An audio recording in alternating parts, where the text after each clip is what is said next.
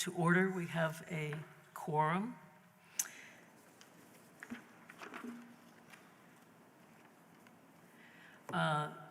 The first item on our agenda is to amend or adopt the agenda. Do I have any motions for changes to the agenda? Commissioner Comerford? Thank you, Chair Seguino. I'd like to make a motion to amend the agenda such that we move that 5 of our commission meetings will be hosted in various neighborhoods. And I'll also ask that Mohammed work on that plan with me. Okay, I'll add that as item 5.06, discussing commission meeting places. Great. Is there a second to that motion? All in favor, please say aye. All, that's unanimous. Any other agenda items, Commissioner Rao? I would like to propose an amendment to the agenda to move the discussion of review of revised DDO3 from 5.04 to 5.01 so that we can get that started. Thank you. Second to that motion? Commissioner Oski, all in favor? Please say aye. Passes unanimously. Okay, we have an agenda, and our next item of business is to approve the minutes from the Police Commission special meeting, as well as the commission meeting on April 25th. Do I have a motion to approve both of those minutes? By Commissioner Oski, seconded by Commissioner Comerford. Any amendments or changes to the minutes? All those in favor of approving the minutes as they are, please say aye. Okay, Commissioner Garrison abstains, and it passes 1, 2, 3, 5 to 5 commissioners in favor and 1 abstention. Public forum, Mohammed, we have anybody for public comment? Just if anyone online needs to speak to the public forum, just raise your hand so I can see you. None.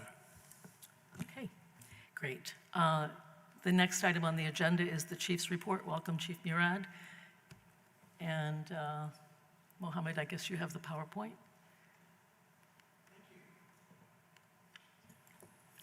All right, thanks so much. And thanks for pulling that up, Mohammed. If you'll click through, so this is the Chief's report for May 2023. The lake is looking beautiful there. If you can click through to the next. Thank you. So last week was Police Memorial Week, and I'm getting a ring on this one. Let me see if maybe.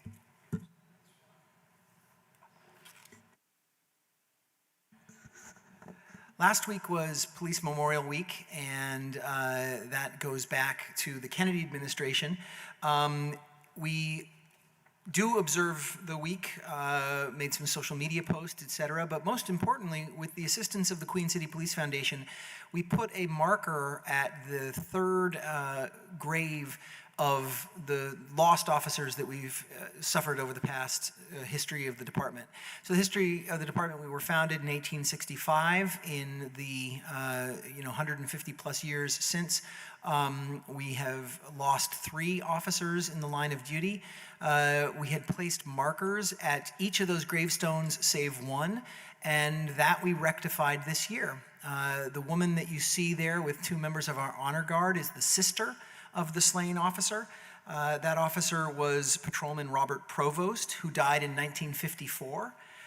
He had been a member for only a short period of time, but he'd been a military officer as well. His surviving sister is seen there, and his 2 daughters were in attendance.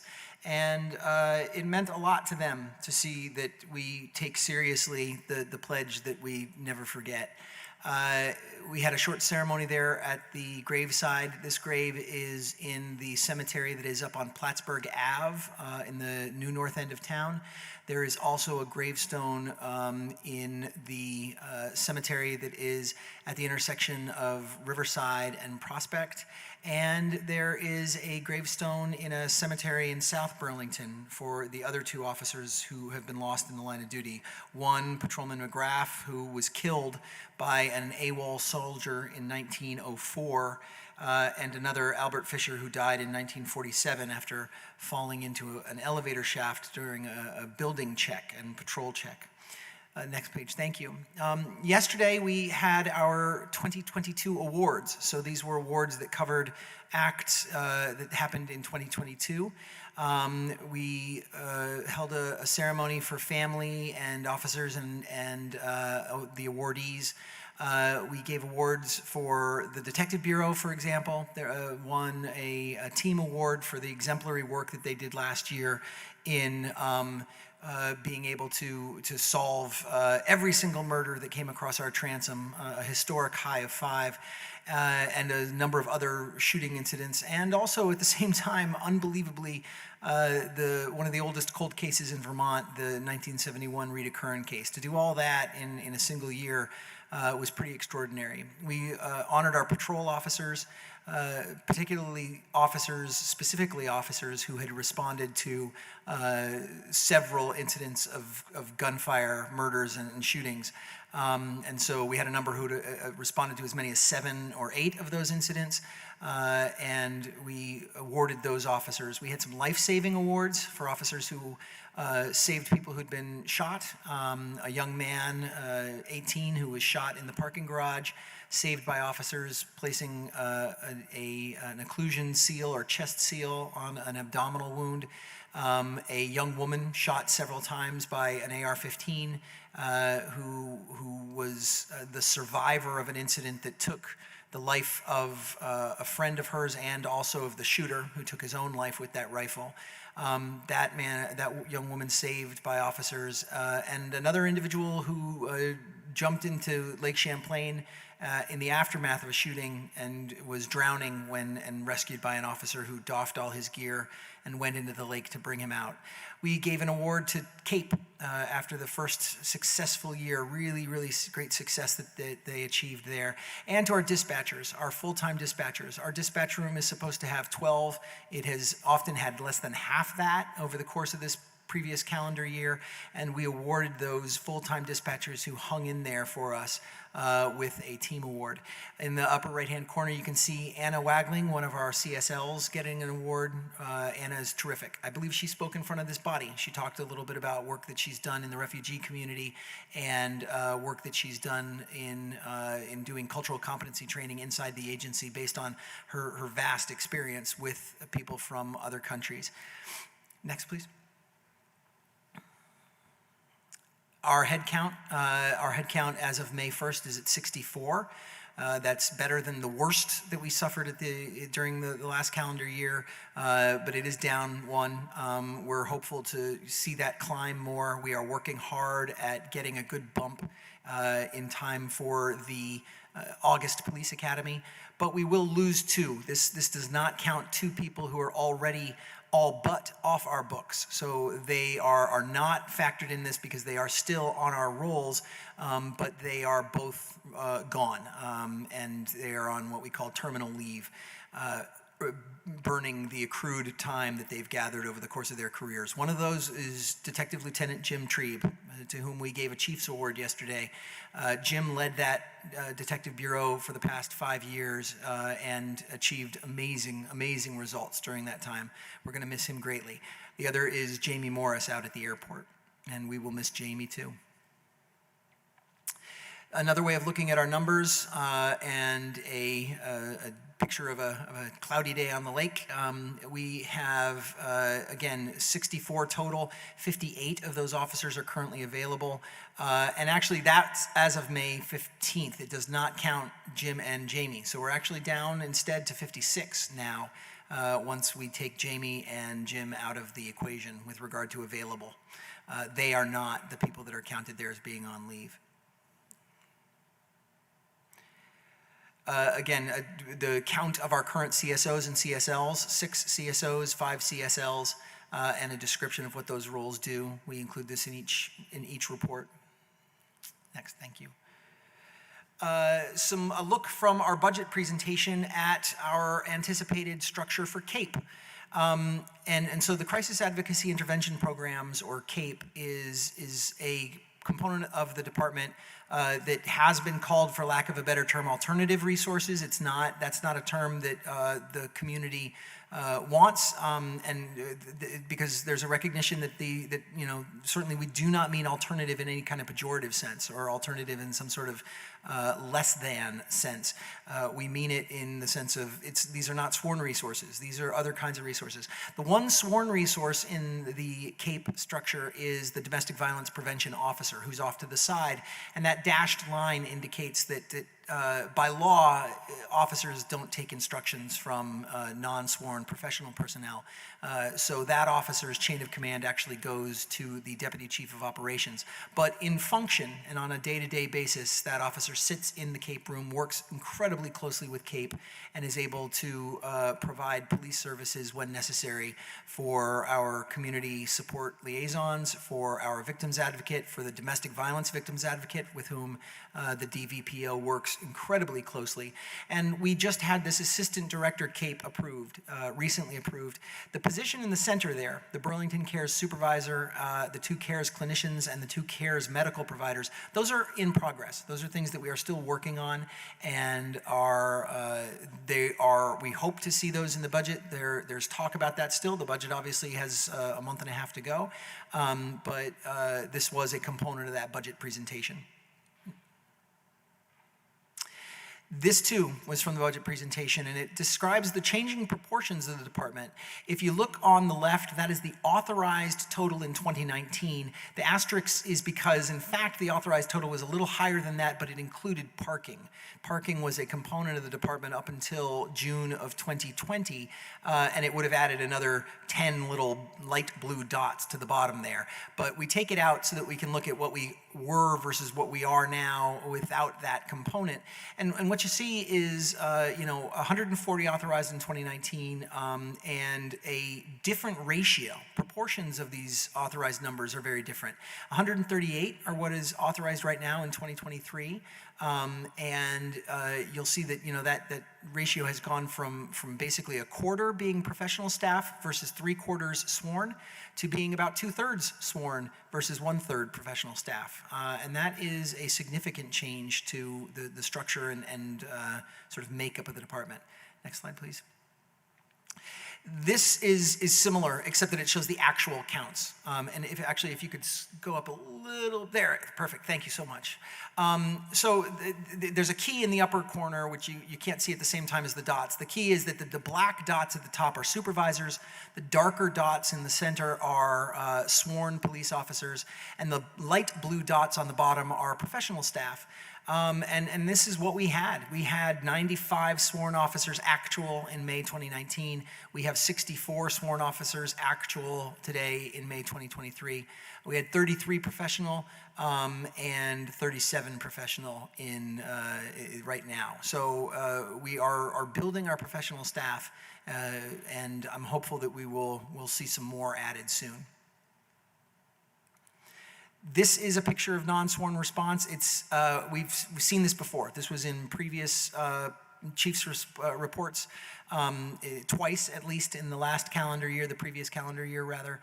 But in 2022, what we saw was essentially a quarter of calls for service ending up being responded to by these other kinds of non-sworn response, whether that's CSOs, CSLs, or street outreach. Our hiring page, put it in every single one, just in case somebody's seeing it for the first time. Next, thank you.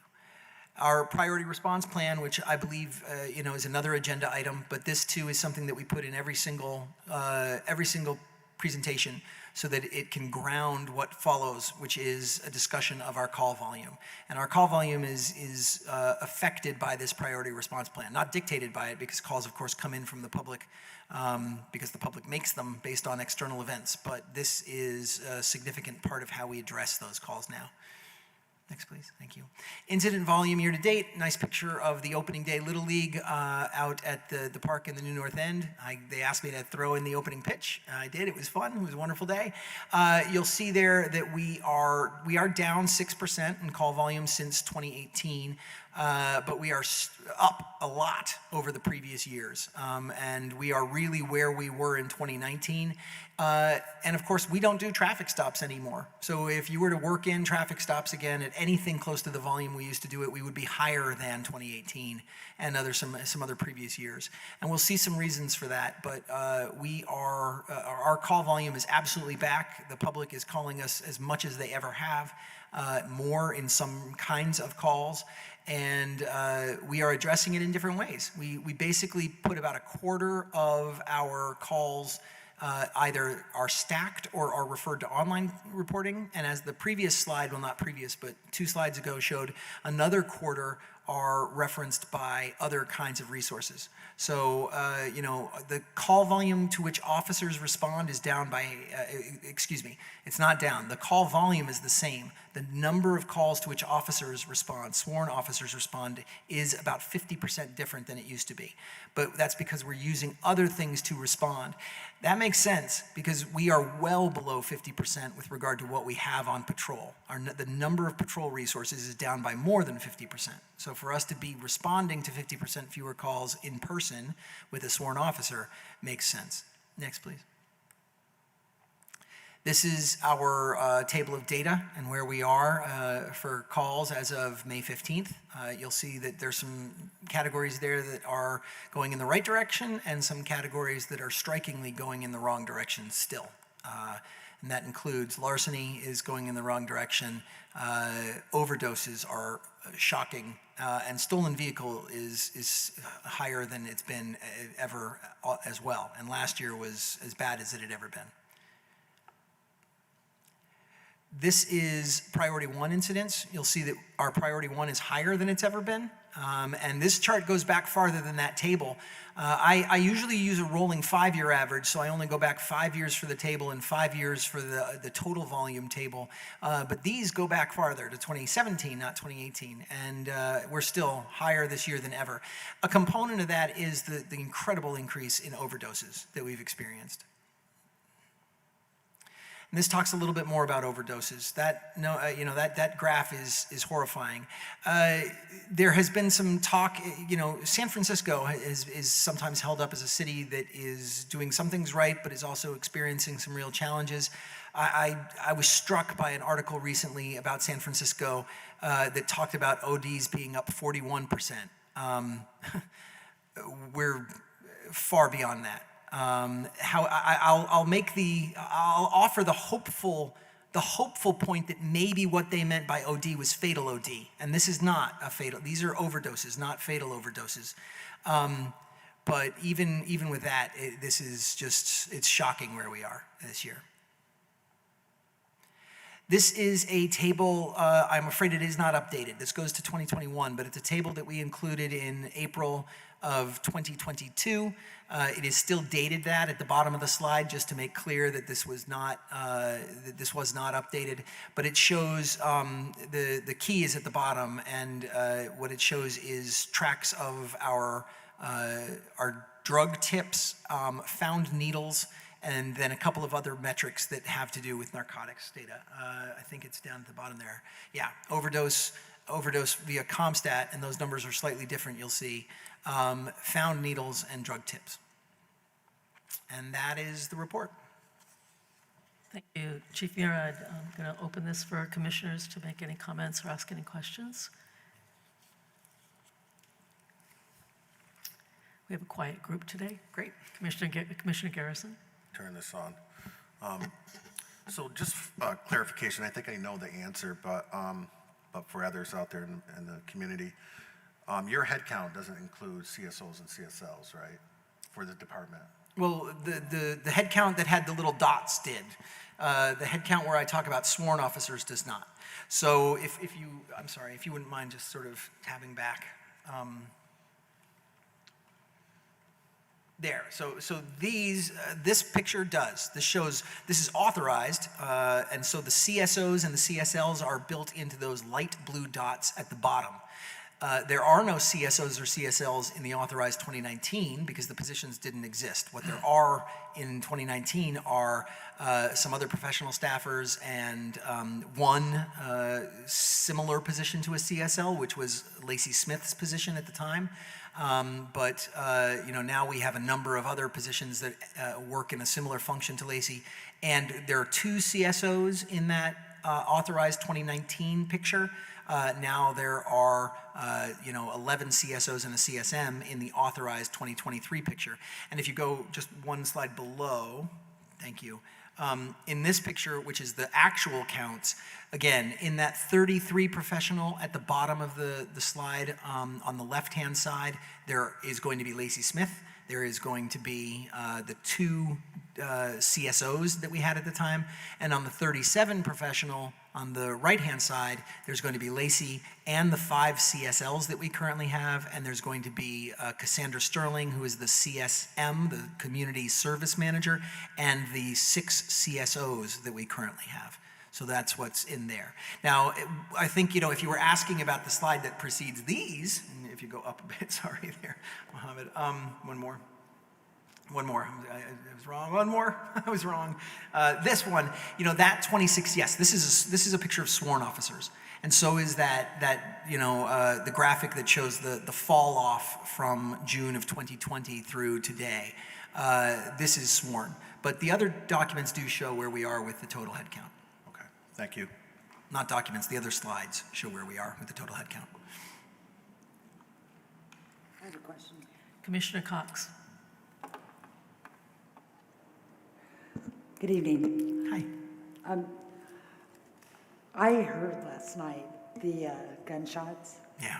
and thank you.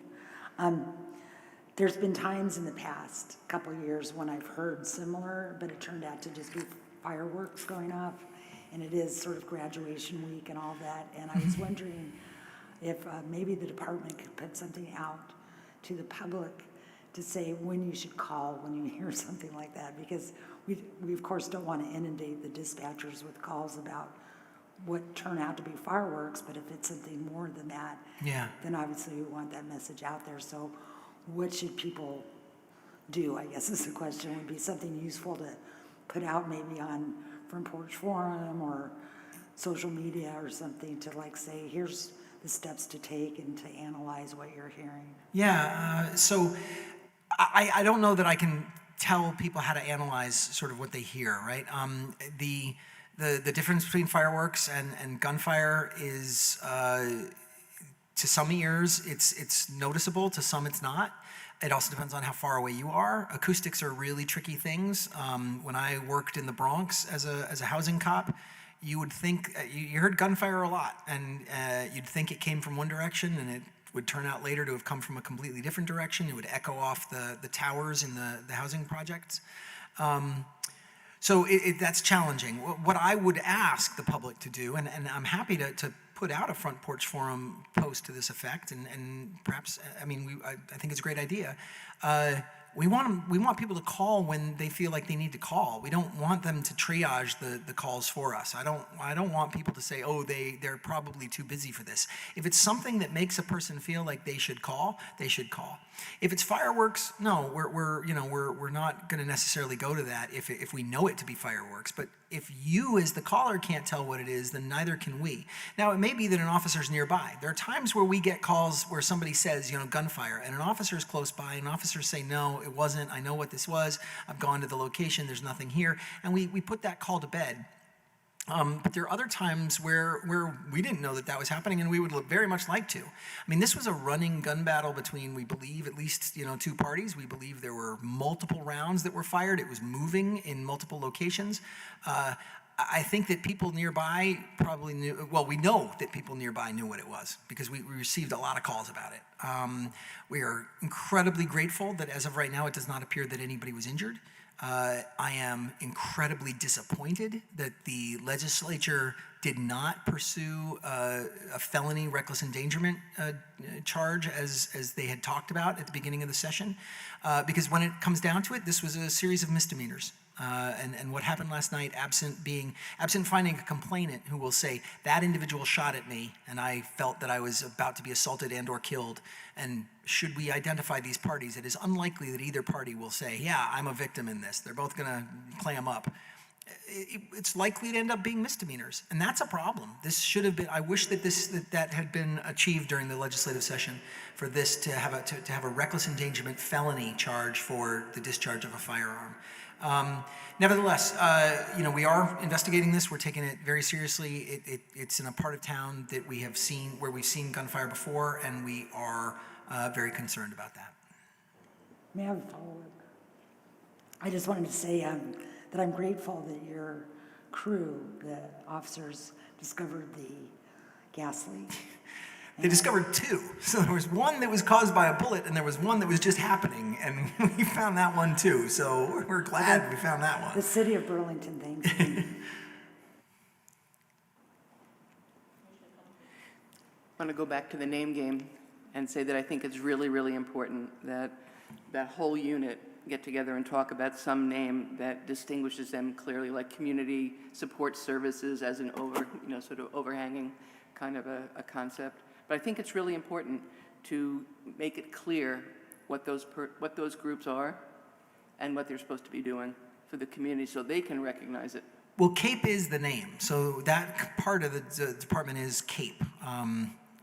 But you refer to them in a different way, right? Alternative services or I something? mentioned that as something that, because that is part of the colloquial terminology, right? So that is what people have been calling it, and people are familiar with it in the same way that I use at times cahoots, although we're not using cahoots for our own term and for our city. But it is what people are familiar with. They've heard a lot about it, read a lot about it. So when we talk about a system that we've developed and are working still to develop that is similar, it's helpful to use a term that people are familiar with. People think about alternative response. I recognize that there are people in the community, especially practitioners such as yourself, who don't really think that's the best way to refer to it, and I'm happy not to use that as the actual nomenclature, but I think that it's wise to use it at times in order to let people know this is what we're talking about. We're talking about the thing that you used to call alternative response, dear listener, but we don't call it that anymore. In the same way that I don't use the term civilian to describe the professional part of our police department. If they are non-sworn, I call them either non-sworn or I call them professional.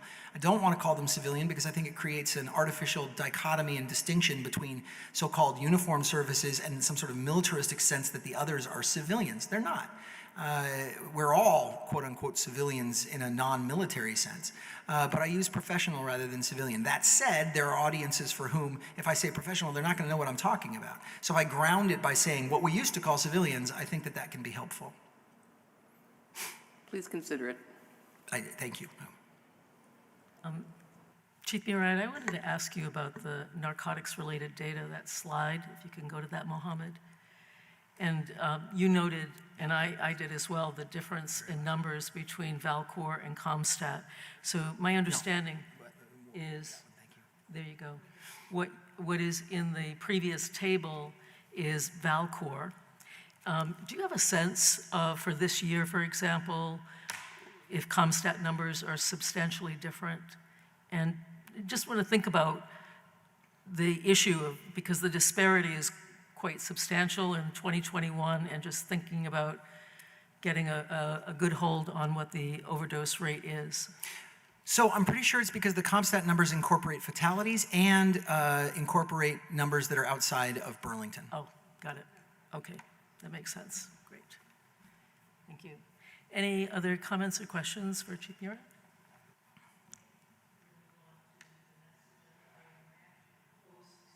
Commissioner Comerford. So my second question is the issue of larceny, and just in the last week, there were two people coming out of Shaw's on Shelburne Road, running out with air conditioners, and we've seen people come out of what was LLB and, with loads and loads of stuff. What are we doing about that, if anything? Well, Shaw's thankfully is in South Burlington, so that's not a number that I had to take. But what are we doing about larceny? When we can, we respond. Certainly, part of having 2 officers on foot on the marketplace is to address issues of larceny on our marketplace. A lot of our business owners are really suffering, and they are, experiencing significant property loss. The issue really is, however, that those are property crimes. Many of them are not felonies. They don't rise to that level. If there is not a life safety component, depending on what our officer availability is, it's not something that we can respond to. So, today, just towards the end of the shift, we had a pair of people who had been causing disorderly conduct, urinating and sleeping on the UU church grounds. We went to intercede with those folks. One of them was wanted on a warrant. He fled from officers, fought officers, kicked an officer hard enough to, we believe, break his jaw, and sent him up to the hospital. Fortunately, the medical review revealed that it wasn't broken, but he was injured. The suspect was not, I'm grateful to say. He is now been transported to be held overnight. That was happening, and at the same time as that was happening, we had a report of a man with a gun who allegedly had discharged that gun in the New North End. That turned out not to have been something that was credible. It was reported by some kids, but we went to that call. And at the same time, we had a neighbor dispute that had turned violent with a woman in the Old North End. All of our officers were engaged in those. And at times like that, we're unfortunately not going to be able to respond to somebody even saying something as egregious as they are literally walking out the store with these goods. Part of the challenge for us right now is that there are a couple of stores in town, especially larger stores, and this isn't true of small business owners for whom their margins are incredibly tight, but it is true of some of our larger stores. They don't do anything to prevent these thefts. And public safety is a shared responsibility, so is protection of property. I understand why. I think a lot of corporations make decisions around liability versus risk and reward, but there is very little done to stop these. A lot of our online reports, as I said, about 25% total of our call volume is online report. A ton of those are larcenies, late reported larcenies that go to the online report. And we have, we used to have reserve officers. That is people who at one point were employees of the department and then either retired or resigned but still want to remain officers and keep certification, and we train them and make certain that they are still certified according to the state, but they don't work full-time for us. They come in and sort of work somewhat when they want. Very helpful, and it's great to have officers, a lot of whom have real experience, to come in and do that work. It used to be they'd come in and grab a cruiser and drive around the town for an 8-hour shift. And they would get to just sort of, still be police officers. That's not what we have them do anymore. They don't get in a cruiser. They sit down and we give them a stack of online reports and we say, work your way through this. And we're still months behind in those online reports. So, what are we doing with regard to larceny? We're working to rebuild so that we can address it the way we used to address it. Thank you.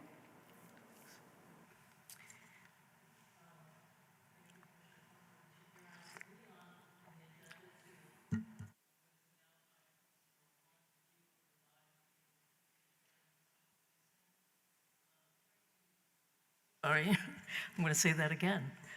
Moving on to 5.01, the review of revised DDO3 fair and impartial policing. I think because we have new commissioners, it's useful just to articulate what we're doing here. The consultant's report from CNA made numerous recommendations for change to policies, and we reviewed one last month. DDO3 was one of those policies that they recommended some changes. And the commission reviewed that last month, I believe it was, but one of the areas that the department wanted to work on further was the recommendation from CNA that some examples of biased policing be included in the policy. And again, for the edification of folks, the commission then reviews and approves any changes to directives or policies. And so that's our task tonight. It's a little bit complicated to do this in a public session if there are numerous changes. What I'd like to do is start with a motion to make an amendment to DDO3. I'd like to ask for a second once I make it. I sent these changes to commissioners who have not had a lot of time to review them. That said, I'd like to just put this on the table, this package of amendments. I think what I will do is wait to read them. If I could have a second to, Commissioner Comerford seconds that, to put these amendments forward. So what I'd like to do, Shannon, thank you for being here. Shannon, by the way, let me introduce Shannon Trammell. She's been shepherding this process. She's executive assistant, is that your term? Is that correct? At BPD, and is wonderful to work with. I appreciate her patience with us working through this. And so we are providing these comments to her, and she will then take these back to BPD and BPOA, that is the union, to approve any changes that we recommend to this document. So that's the process. And so I'm going to read, and basically what I'm going to suggest is deleting section E. I think it's 8E of the policy. And I'm going to read for everyone what the changes would be, and then I will explain them. It could be 7. And then I will invite comments from commissioners, and we will develop a path forward for approving these. So this is on page 8. You can all, commissioners can also look at your email because I've pasted it into the email.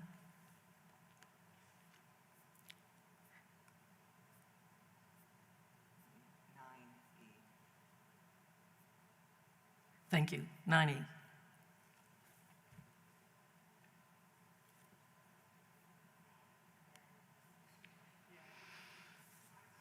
So I'm going to just read this. It is long, but commissioners do have it in front of them.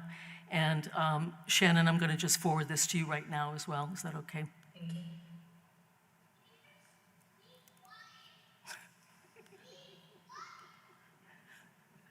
Okay. Not my child. Apologize. So reading this, the BPD shall ensure that all employees are familiar and in compliance with the content of this policy. Violations of the policy shall result in appropriate disciplinary action as set forth in BPD's rules and regulations. Supervisors shall ensure that all employees and their command are familiar and in compliance with the content of this policy. Supervisors will be alert for and respond to indications of potential biased policing. That all stays the same. What the next sentence is, instead of what is there, indicators of biased policing include but are not limited to. That means to delete the word potential. 1, engaging in racial profiling. Racial profiling is any law enforcement initiated action based on an individual's race, ethnicity, or national origin rather than on the individual's behavior or information identifying the individual as having engaged in criminal activity. Racial profiling is based on stereotypical assumptions derived from a person's race or ethnicity. It is separate from criminal profiling, which relies on actual behavior or on information about suspected activity by a person, the description of whom may include the person's race or ethnicity. Number 2, using a personal characteristic such as race or ethnicity to determine whom to stop for a minor traffic offense and the outcome of the stop. Oops, let me just see, I'm gonna just change that, my notes are, I didn't make a change in my notes. I'm gonna, just what I said about 2, if you all would just, you might just wanna take note of this. Instead of what I just said, initiating a motor vehicle or foot patrol stop because of the race, ethnicity, or national origin of the driver of a vehicle or pedestrian. Number 3, stopping or detaining the driver of a vehicle based on the determination that a person of that race, ethnicity, or national origin is unlikely to own or possess the specific make or model of the vehicle. Number 4, failing to act to prevent crimes or respond to calls for assistance based on the race of the person. Number 5, treating individuals differently based on their socioeconomic status or perceived social class. Number 6, stopping or detaining an individual based on the determination that a person of that race, ethnicity, or national origin does not belong in a specific part of town or a specific place. Number 7, using slurs or derogatory language towards or about persons based on their group membership, and/or making comments that express bias or prejudice towards or about such persons or groups, and/or traffic and stereotypes about such persons or groups. I'm going to just stop there for a moment to give everybody a moment to absorb that. And I'm going to explain my reasoning, Commissioner Oski, and then we'll come back. Was it? I don't know what you're reading from. Okay, so if you look at your email, I had it, and it's not. Do you have it? I don't have it either. I mean, I have the email, but it's not, I don't see it in there.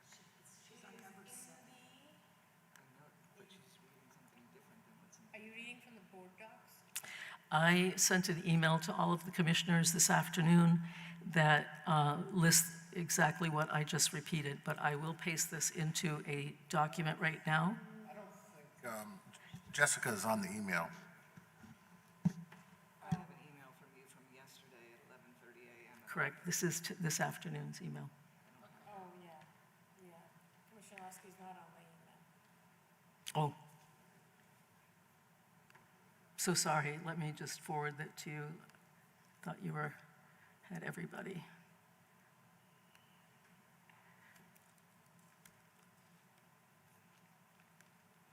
Here it comes now. So the definition of racial profiling, I thought, was could be improved, and the one that I gave you is from the Houston Police Department. Some of the examples that I added were also from the Houston Police Department. The only other thing substantive, and some of this, of course, is not changed. I just thought deleting the whole section and reading it all would be more helpful. The only thing that I wanted to ask you about, Shannon and Chief Murad, is the, so sorry, I'm going to find the right document. And that is the section that, the item that says subjecting a person to law enforcement authority based solely or predominantly on that person's membership in any protected category. It seems to me that at the beginning of this document, we define personal characteristics, that fair and impartial policing means that you shouldn't base it on personal characteristics. That's a little bit different concept than protected categories. And in fact, all of the protected categories listed here are also listed under personal characteristics, except for military service. So it seemed to me that that item was redundant, and that was the reason for striking that particular example. I'm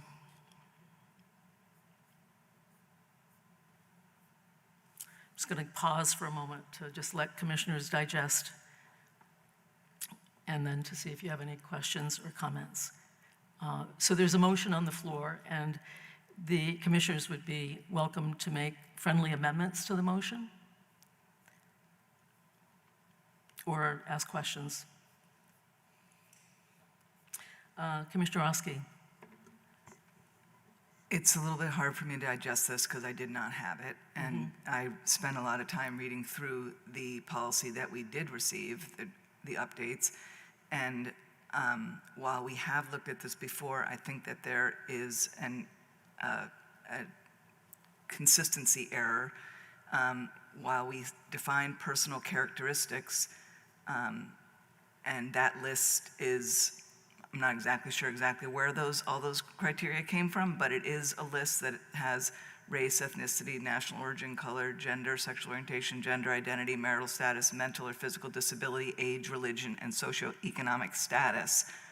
Earlier in section 2 of the policy, titled policy, in sub C, it lists, and there's an amendment proposed here, it lists citizenship immigration status, national origin, race, ethnicity, and proposed to add gender, gender identity, and sexual orientation, but that does not track with personal characteristics. It should include marital status, mental or physical disability, age, religion, and socioeconomic status, but maybe it should just say personal characteristics there. And instead of having a list anywhere throughout, it should just say personal characteristics, and we should make sure that we are all aligned with what's in personal characteristics. So I appreciate your point. I'm having a trouble tracking also what you're saying and where it is in the document. But I think I understand what you're saying, and it's an issue of consistency in defining personal characteristics. If people are comfortable with that, I could work on correcting that inconsistency with Shannon in this document, given that it's not substantive in terms of what's, I don't mean that it's insignificant, but it might be something that we could agree just to defer to me and Shannon to correct in the document. And commissioners would be welcome to email me if they want to recommend specific changes with regard to Commissioner Oski's point. Okay, I have one other comment on the proposed change that's not the section that you are proposing to change, but it's in sub 8, training and compliance. There's a proposed change there to add and legislative requirements regarding fair and impartial police training. There's not, legislative requirements is not really a thing. It's either statutory or policy of some kind, but I don't think legislative requirements is the right word. And as far as I know, I don't think that the Vermont Criminal Justice Council has specific requirements other than the adoption of a policy and training that's in compliance with the adopted policy. So I guess my main comment is legislative requirements aren't really a thing. So I'm going to accept that as a friendly amendment to the changes that were requested,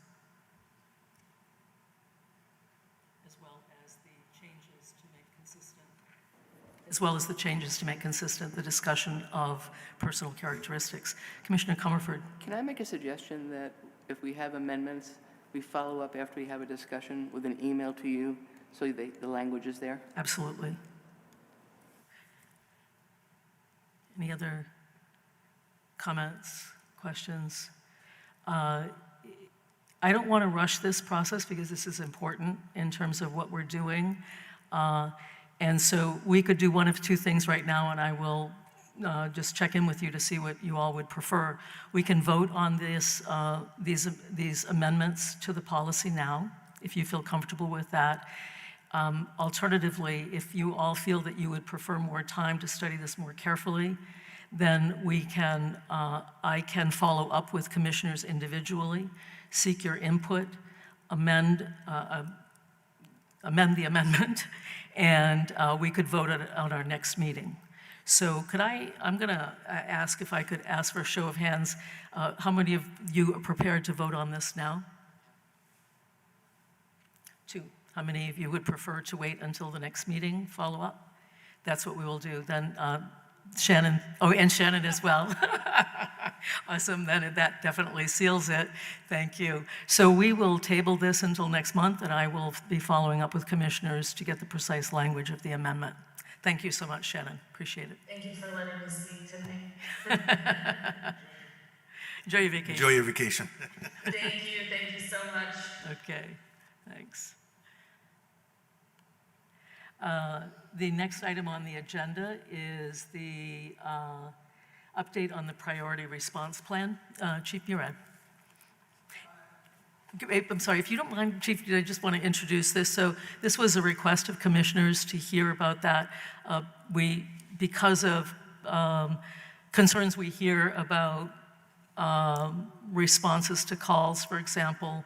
So we thought it useful to hear from you again about that, about any changes that have been made, and as a way to inform the public as well as commissioners. Thank you. Thank you. There really have been no real changes since we introduced it in June of 2022, actually in May of 2022. That's not correct. We do tweak it every now and then. We change certain categories to say that we want this kind of response. I have significantly clarified with supervisors that anytime they have a sense that something is halfway between priority 1 and priority 3, they should defer to sending people if at all possible. But the priority response plan itself in its structure has not changed. And that structure was, its origins were the pandemic. So during the pandemic, we created we didn't call it a priority response model, but we created tiers. And ironically, at the time, they were reversed. What we now call priority 1 was tier 3. And what we now call priority 3, the least important, was tier 1. And I always felt that, I was always frustrated by that. But we'd come up with it on the fly as a means of not going to certain kinds of calls in order to minimize face-to-face contact at a point in which, frankly, people felt that face-to-face contact might be deadly. And so this long preceded the staffing crisis that was engendered by the decision to cut the department by to 74%, to 74 by 30%, or at least through attrition, to diminish it through attrition. This decision was made about what do we consider to be things that we have to go to and things that we won't go to, that we can get away with not going to and trying to move either by call or other means in the face of this illness. We then, ended up creating those. They were also useful categories for checking the volume of calls that are, important to the public or have life safety components, because that was the nature of the decisions that were made to initially sort of divvy up our 130 categories in Valcor. And that's where all this starts. When a call comes in from the public, or when an officer creates a call, him or herself, it is entered as one of approximately 130 call types. And those call categories are things that are all on that page that we include in every single presentation. This is also still the top button on the Burlington Police Department webpage. Anyone can go and click on this presentation that I have in front of me. But they range from, a 911 hang-up, which is a priority 1. 911 hang-ups can be all sorts of problems. It can be a child calling for a collapsed parent. It can be a domestic violence victim who is calling and is unable to complete that call or to speak on the call. But 911 calls, we're going to go to 911 calls. There are, arson, an alarm. An alarm in a closed facility without a key holder is not necessarily a life component event. That's if there's nobody home. That's not a life safety issue. An alarm in a place that we know has chronic issues, or that the company itself tells us that we've had chronic problems in this location, that is not a priority call. An alarm in a location that is, a bank during the middle of the day and nobody's picking up, that there's no 911 callback on it, that's a priority 1, right? So that's a priority 2 with an asterisk, meaning that in that second case that I just outlined, where it's a bank and nobody's picking up on the 911 callback, as dispatchers try to say, are you really in trouble? And nobody's picking up, we're going. A chronic location that has disruptions all the time, and maybe even an alarm company says, actually, we're looking at this on the camera, we're canceling you, that's not a priority 1. That's a priority 3. Alcohol offenses, animal problems, priority 3s. And we gave both of those to CSOs. That was part of the modification.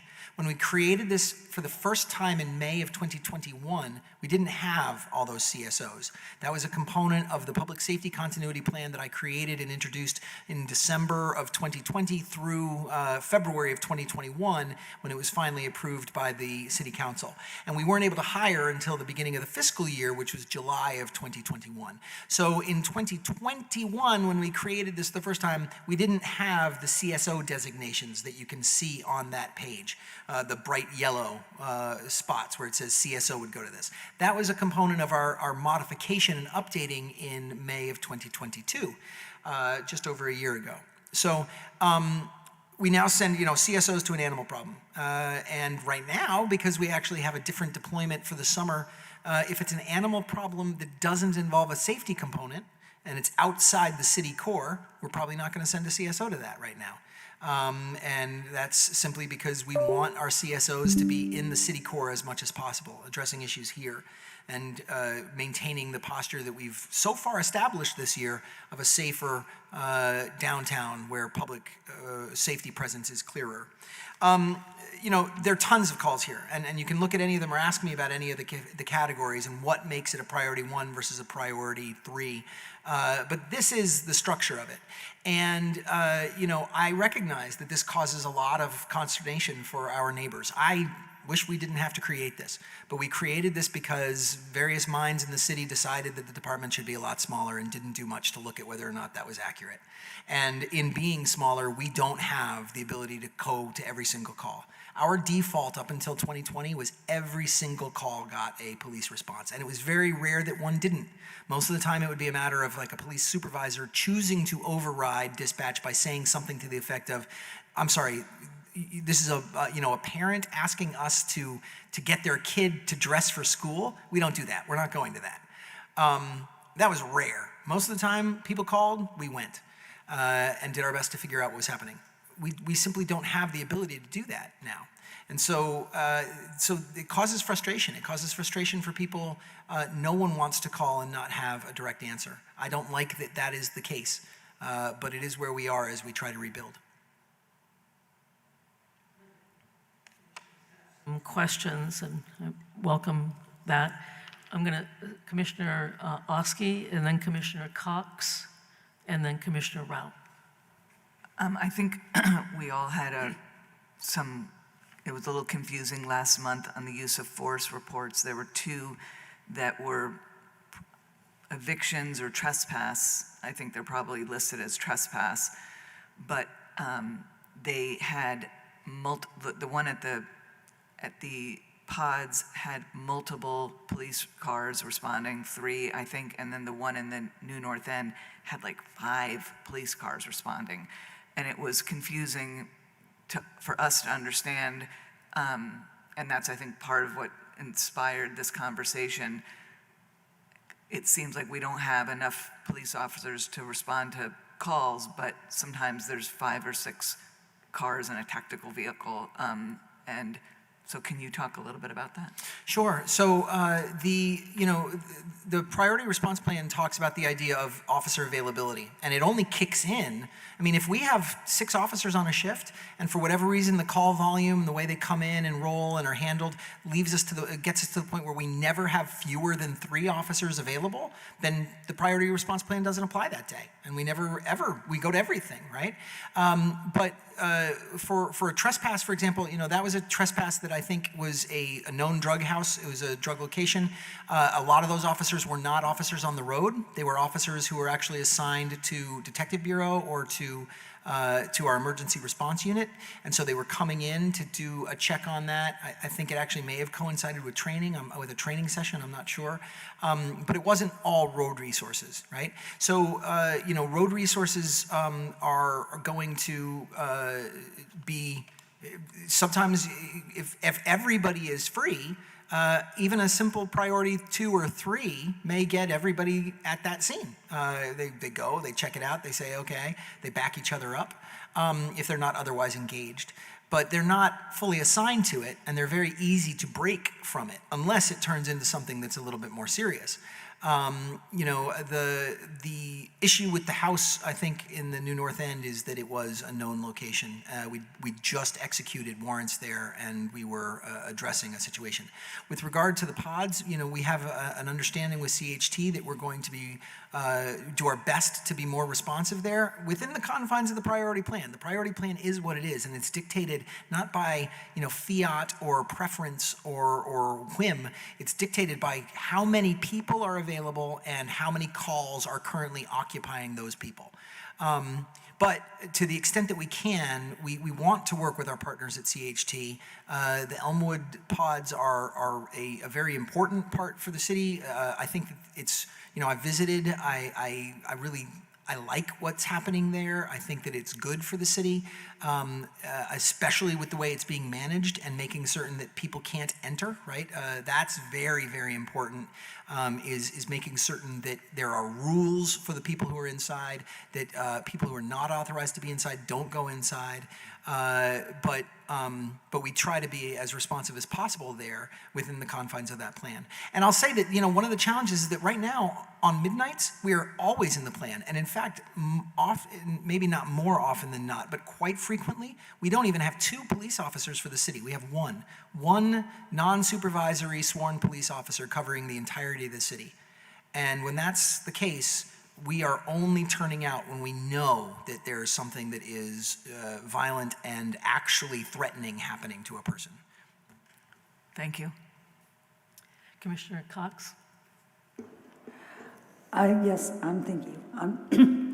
One of the things I noticed on Front Porch Forum is that for whatever reason, many people don't understand what to do in terms of registering their bikes or keeping their bikes inaccessible to bike thieves, or not keeping stuff in the console of their unlocked car, or a myriad of things to just be a little bit smarter in terms of self-protection. Yeah. And I was wondering if you'd given any thought, or if you could give thought to doing more like public service announcements or Front Porch Forum postings to just remind people. Sometimes it takes people like 20 times to see it, but just say, if you have people from coming out of town, remind them that right now it's just a time when we have a low number of police and we can't respond to everything, and you need to keep your belongings safe. Yeah. So that means locking your bike inside your apartment. It means locking up your car carefully. Don't leave valuable things in the console or inside your car. Take them inside with you, those sorts of things. Yeah, that's a great idea, and something that we can definitely look into and have our PIO focus on. The mayor's office put something out to the entirety of the city. They spend a lot of money to send it to every single address in the city talking about some of these issues and these bike theft issues. But it's true, our theft numbers, particularly vehicle theft, is unfortunately driven tremendously by people leaving their keys in their car, leaving their cars running. We don't recover cars that have broken steering columns and hot-wired cables. It's just not a component of our car theft. That said, the people who commit these crimes are criminals. They're the people that do it. It's not the victims. And I'm always sort of at war with myself with the notion of how far to go to tell people to be wary and to become more, cognizant. We have a city that for very many years got away with a lot of different ways of living. We didn't necessarily have to lock our doors or our cars or worry about our bikes because we didn't suffer this. But the reason we didn't suffer it wasn't because people were doing something. It's because criminals weren't as proliferate. We have a lot of people who commit crime in the city. And I don't want to minimize their culpability. They are the ones doing this. This isn't about you not, leaving your car locked or not locking your bike. It's about somebody deciding they have the right to take something that's not theirs. That said, I think that you're right about these warnings, and I think that there's a way to do it to just sort of keep it fresh in people's minds, just these little tips. Commissioner Rao? Is that working? Yes.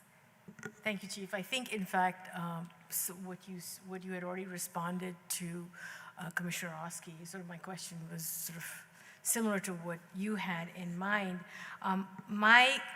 This is a question, concern, and also I'm also thinking through this a little bit, which is you described the structure of the priority response plan, which makes perfect sense. Though I think to a layperson, sometimes, as we have seen in our complaints, it's very difficult, right? You can sort of say the same thing as many times, and all they say is, the cops are not coming when I call them. It's like seems to be the pattern that we are hearing. So I wonder if there's a way to fine-tune the implementation of that structure, right? So you have a structure in place, but how do you communicate to the public that these are the nuances of the structure without okay, it seems like at some places, 10 of cars are showing up, and some places people are hiding in the closet and nobody's showing up, right? So there is that inconsistency. I wonder if somehow you can address that.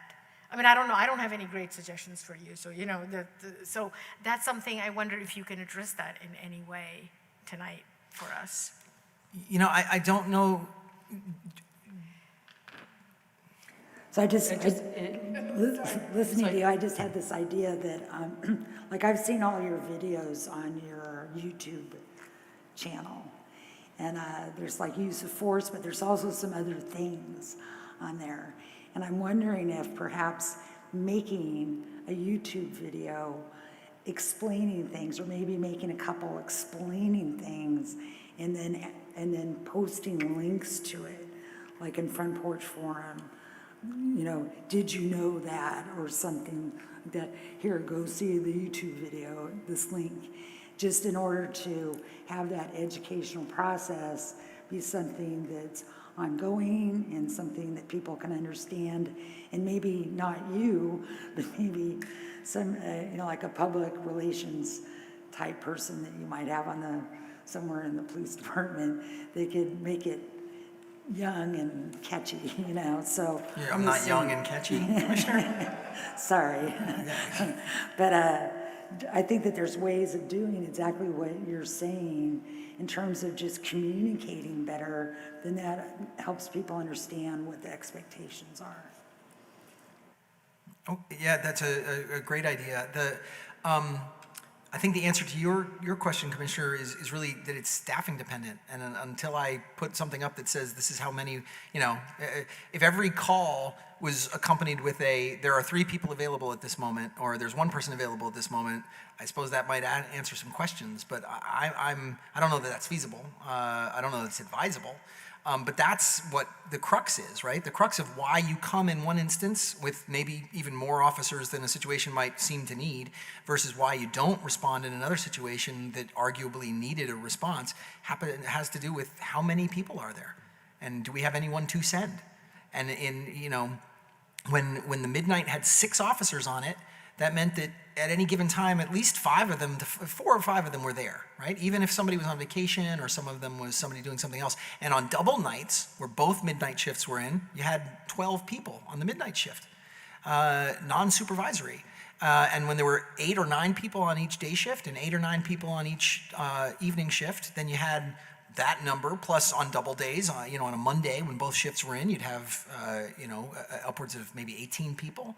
On a Friday night, when both Friday shifts were in, the midnight shift came in, and back then there were overtime shifts for the Hill section for noise patrol. There was a crime team that would move around the shift. You might have upwards of 30 police officers available for response, including supervisors, but 24 to 25 police officers, non-supervisory police officers, available for response at bar closing time. So around 1:30 in the morning. We routinely have 3 to 5 now. And you simply cannot do the same things with that. You just can't. Commissioner Comerford? One of the unintended positive outcomes, if we can call it positive, in my ward is that through the Front Porch Forum, our neighbors police each other in the sense of, somebody got into my car, make sure you lock your door, and it's kind of a regular occurrence in our area. Yep. I think that's great. I think it's, it's both a sign of a strong community that can police itself. It's also sort of unfortunate that it's necessary, but yeah. Thank you. Moving on to the next agenda item, and that is a report on the discharge of a firearm during a training by a Pennsylvania officer. Chief Murad, we just thought it would be helpful. I'm just going to explain that this came in as a complaint, but it doesn't really concern the commission because it's not about the BPD. Nevertheless, we thought it would be helpful if you would discuss that so people had more understanding of the incident. Sure. I mean, I think it's been covered pretty well in public, both by media and by our statements. There was a training that was happening. It was being run by a third-party entity. It was co-hosted in the sense, not that we had any sort of control over it, but that we had helped facilitate the attendees. It was co-hosted by us in South Burlington and maybe another agency. But the trainer was an officer in South Burlington helped set them up with the owners of the former LL Bean, and we were using that facility. The training hadn't even begun yet, but they were going to be conducting sort of tactical movement classes inside that facility. These were not armed drills. We don't do any armed drills with the exception of actual firearms training out at the Underhill Jericho range that belongs to the National Guard. Anytime that you're going to do movement drills where you're teaching, entry tactics or how to go through a building, you do that with simunition weapons or non-weapons. Simunitions are weapons that fire sort of essentially paintballs, but they're not the same as paintball guns. The movement that you see there, if you ever watch there was tremendous video from sadly not the most recent, but a most recent school shooting incident in Tennessee, I believe. The officers moved through that building in a way that is all about how they've trained. And, I think I've mentioned to this body before that we have a video of training that we conducted several years ago that is eerily, not even similar, it's eerily identical to that video. And it was conducted at the training, the old BTC, with students as role players, pretending to be injured, pretending to run and flee past officers as they move through. That's how you train for these things and get ready for them. This training was going to be something similar, didn't have role players. It was going to be about movement through a space. In anticipation of doing the exercise, an officer from Pennsylvania who was attending went to clear his weapon. He showed up at the event with a loaded weapon. Not how we would have transported such a firearm, but it is apparently he drove it up from there. He pointed that weapon at the ground as one is supposed to, unloaded it. The preference is to have something called an unloading station. They're expensive. They look a little bit like the funnel on an old, steamship where you have those curved funnels and they're a metal tube into which you point the weapon so that when you unload it, if you accidentally discharge it, and it's not an accident, it's negligent, because the weapon won't discharge unless you put your finger on the trigger, with certain very, very, very rare mechanical exceptions. A weapon is not going to discharge unless you put your finger on the trigger.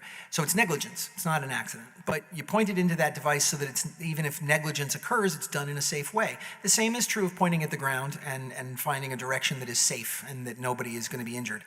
When I take my firearm out of its holster every night, I don't have an unloading station in my home. It's expensive. I point it in a place where I know no one is, and I don't discharge it. That's if I'm going to move it from one holster to the other. Normally, I take the whole holster off and leave it in the holster so I'm never anywhere near the trigger. In this particular instance, this officer pointed his weapon to the ground, basically kind of underneath his car. It discharged. It left a mark on the pavement. There were people nearby. They heard that. They went back into their place of business, which was OGE.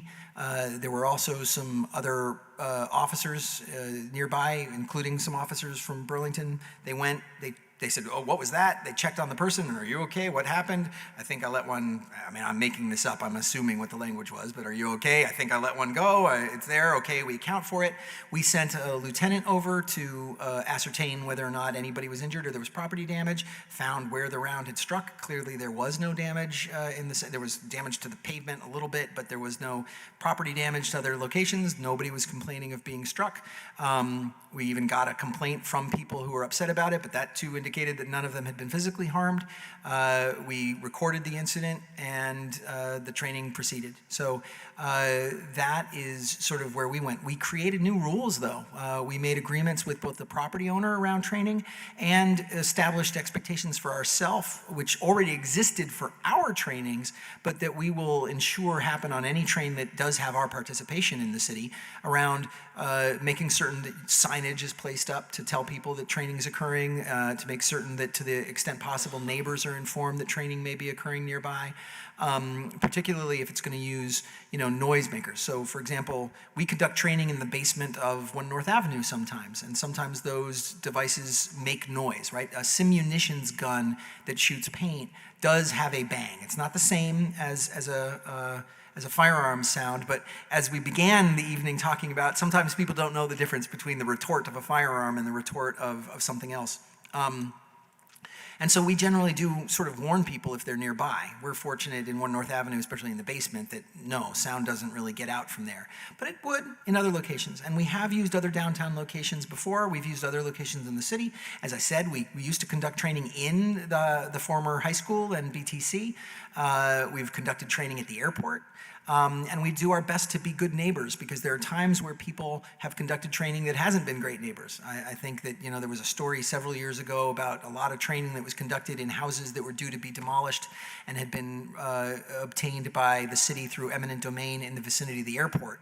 And that training left, they left the places sort of messy and dirty, and they weren't taking good care of those properties, even though the properties were slated for demolition, and lost the privilege of getting to use those, right? We don't want that. We want to make certain that we are being good neighbors for people that let us use the training facilities. And I'm very gratified that the property owner, in writing to us after this incident, said, we want to continue to let you use these facilities and these properties, because this training is important. We just need you to do these things. And we said, we already do these things. We will make certain that we continue to do them. And to the extent that we have participation in any other training, we'll ascertain and make sure that it's doing it as well. Thank you so much. That was really actually very, very helpful, and it's good to know how you're responding to it. I see a hand from Commissioner Oski. Thank you. I just want to say that I'm really happy to hear that you, in response to that you've updated your policies for when you do these trainings. That's exactly the kind of thing that makes sense, that when something happens, even though there was no, it was an accident and nobody was injured, thankfully, but you learn from it and realize that this could be done differently in the future, and that's great. Thank you. Thanks very much. Okay, moving on to the next agenda item, BPD policy on handcuffing. I'm going to turn this over to Commissioner Cox. She was interested in discussing this question, and so let me do that. And Commissioner Cox, if you could, provide some context for your question. Okay, so the context is that not so much in this jurisdiction, but throughout the state of Vermont, there's been a number of incidents, including recent incidents, where the police are interacting with a person in crisis. And I think the human thing to do is to want to contain the situation when you come across someone in crisis, someone that feels like they're acting kind of wild, and you almost want to wrap your arms around the person and say, okay, everything's going to be okay, we're all going to calm down.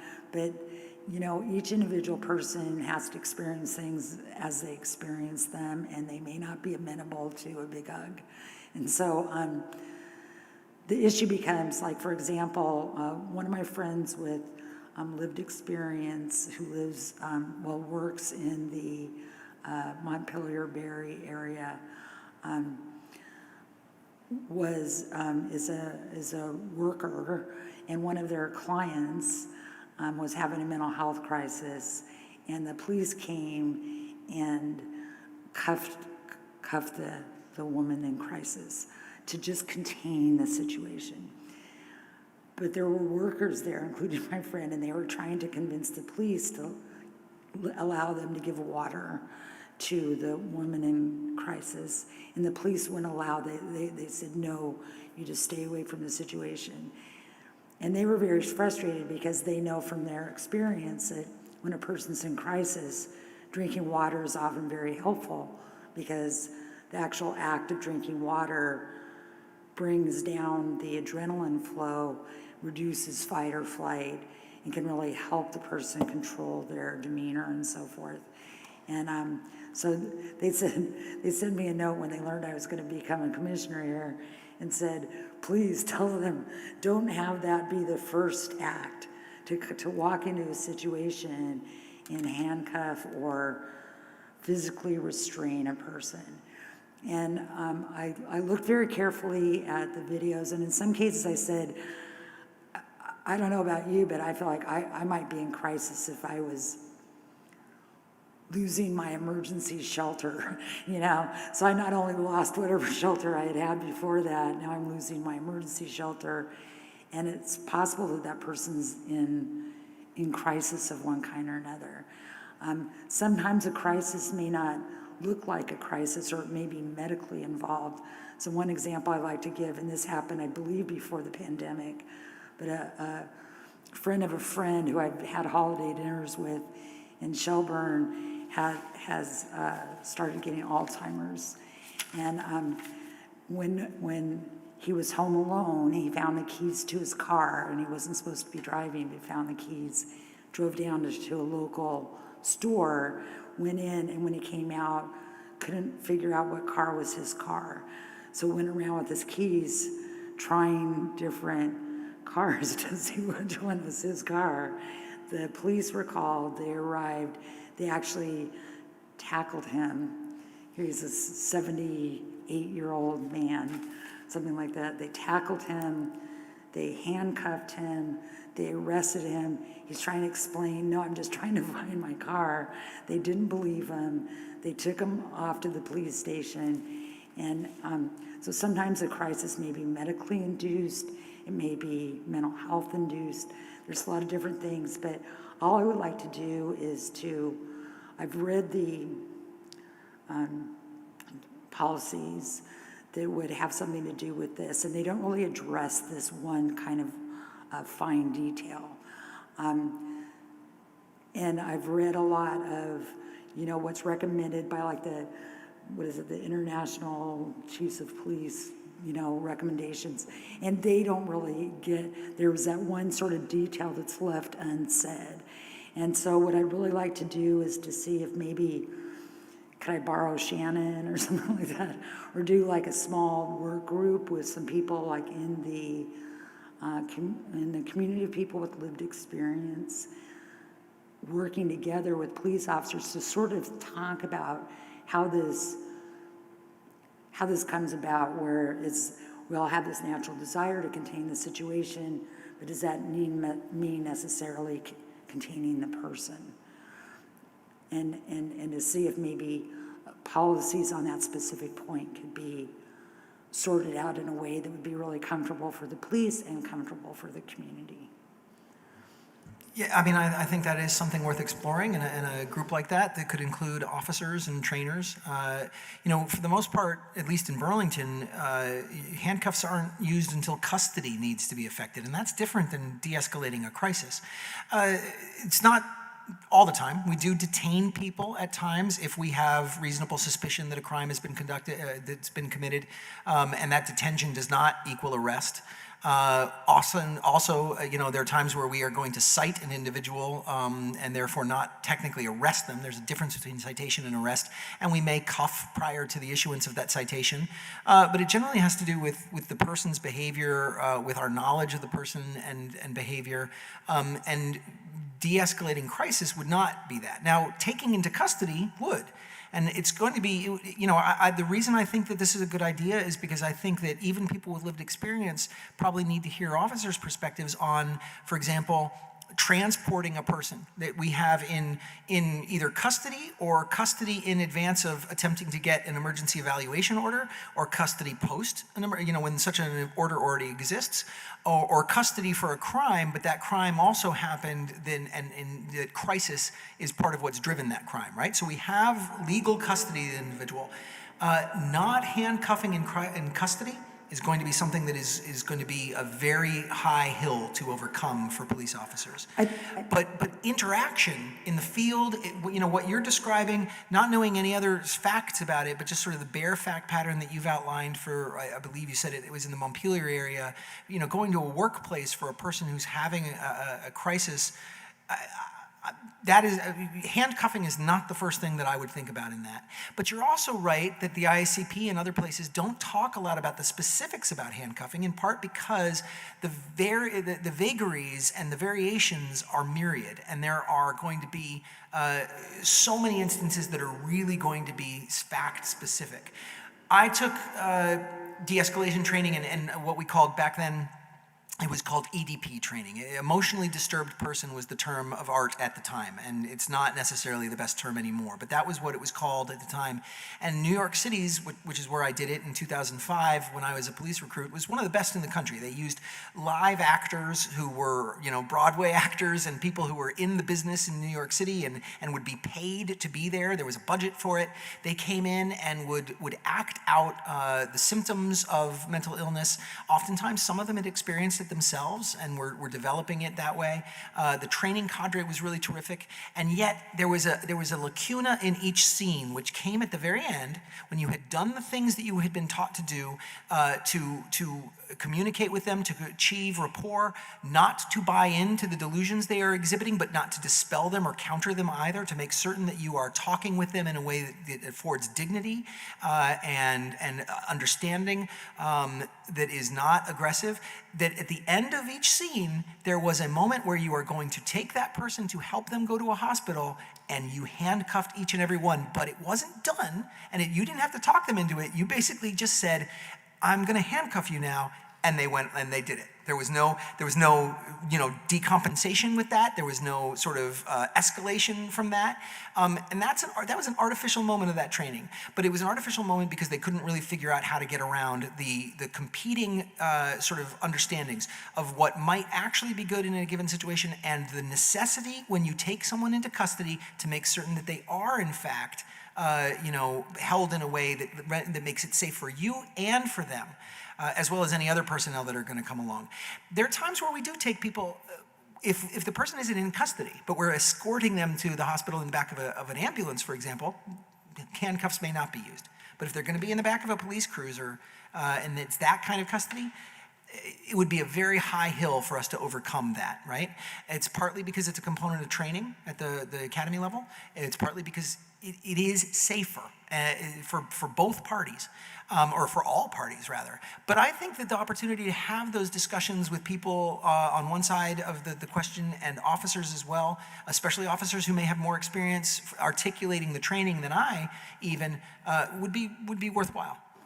Just to clarify, I just want to make sure you understood, it's not just handcuffing, but it's also like restraining physically. It's like holding down or containing. Yeah, that's not something we would ever do without physical aggression. So, and that's the sort of thing that should also be discussed. I think that, but it's not just handcuffs. It's like handcuffs and restraint. Gotcha. And the other thing I would just say is, and actually, let me clarify. No, physical aggression isn't the only thing. A person threatening suicide on the Blue Bridge or on the top of our parking garage, if we can get close enough to that person to restrain, we're going to restrain. so I think But all- not if that but we don't want to escalate. Exactly, and so I think all of this stuff would be really good for like some people with lived experience, Sure. and some officers and stuff. But if I may just sort out with Shannon, Yeah, like set it up. that'd be great. Commissioner Cox, we can talk about that, what the format that would look like, because it is commission work. So it should be done in the context and so forth with the commission. Commissioner Cox is working on helping now to revise the directives on mental DD13. So I think it's actually very timely to organize something like that, because perhaps it would be something that might be incorporated in the directives or not. Sure. But definitely excellent suggestion, so we'll follow up on that. Great. Thank you. Thanks. Okay, any other comments? Okay, moving on to the next agenda item, which is use of force. I'm going to, as past practice, assign the videos. I think this has been working well for us. We've made sure that they've all been reviewed.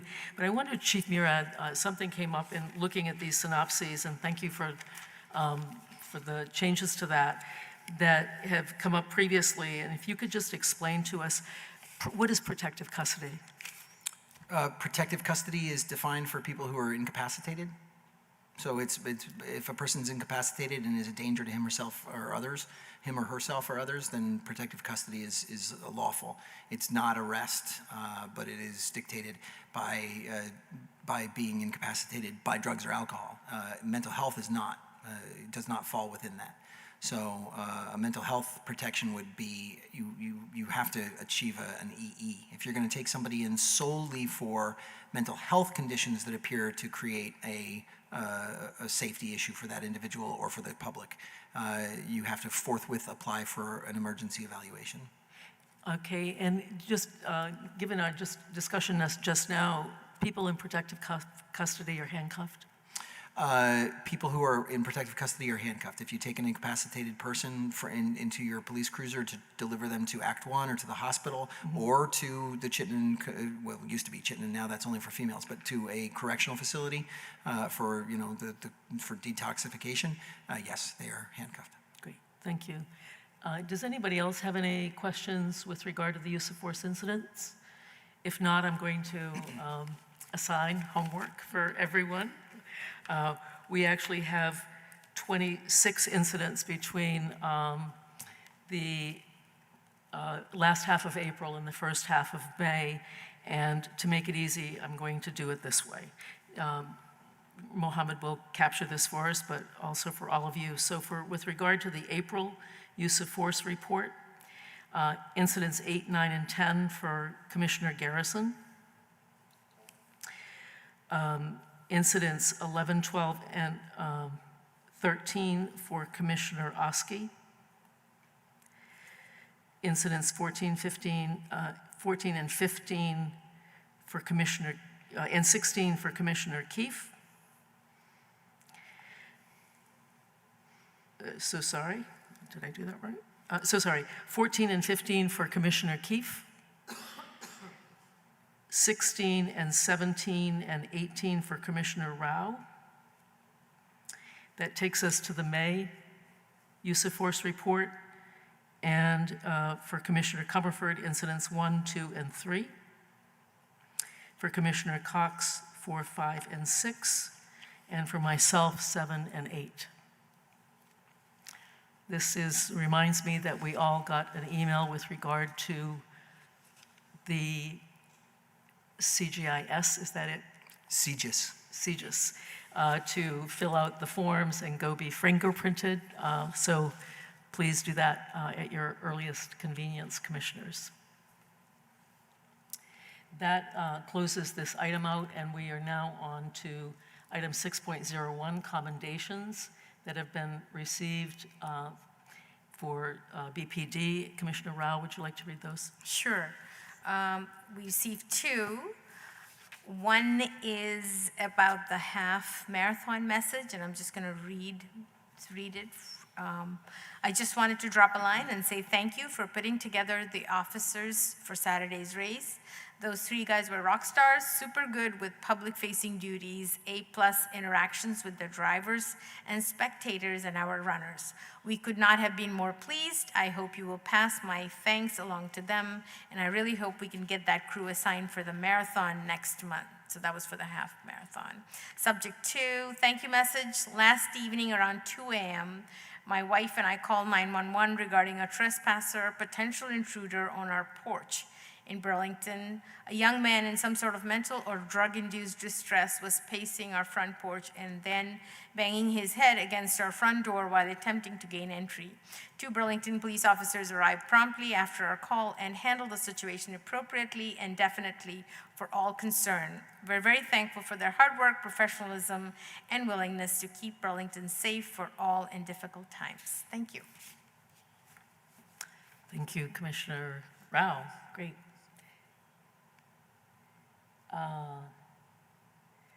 Item 7.01, Commissioner updates. Do commissioners have any comments? Commissioner Rao. I have 3.